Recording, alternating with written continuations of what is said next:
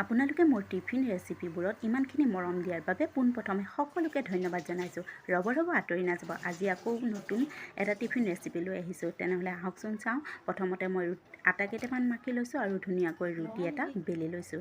এতিয়া ভাততে এটা আলু দি লৈছোঁ, সেইটো উলিয়াই ঠাণ্ডা কৰি লৈছোঁ।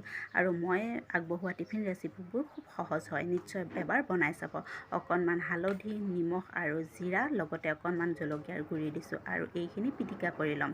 ধুনীয়াকৈ আলু পিটিকাৰ নিচিনাকৈ পিটিকি ল'ব। এতিয়া আগতে বেলি থোৱা ৰুটিখনত মই আলু পিটিকাখিনি ধুনীয়াকৈ সানি ল'ম। এতিয়া আপোনালোকে ভাবিছে চাগে মই সদায়নো আলুৰ সৈতে কিয় ৰেচিপি আগবঢ়াওঁ।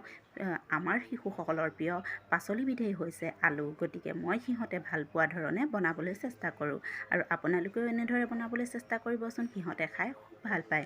এতিয়া কটাৰী এখনৰ সহায়ত এইখিনি ধুনীয়াকৈ কাটি ল'ম আৰু ধুনীয়াকৈ এটা শ্বেপ দিবলৈ চেষ্টা কৰিম।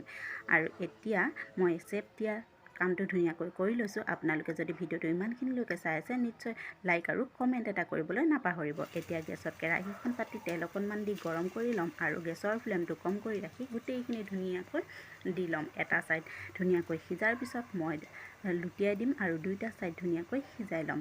আৰু এই ৰেচিপিটো বনাবলৈ একেবাৰে সহজ আৰু খুব কম সময়তে এই টিফিন ৰেচিপিটো ৰেডি হৈ যায়। মোৰ এয়া হৈয়ে গৈছে, দেখিছেনে? ভিডিঅ'টো চাই ভাল পালে নিশ্চয় লাইক এটা আৰু কমেণ্ট এটা কৰিবলৈ কিন্তু নাপাহৰিব।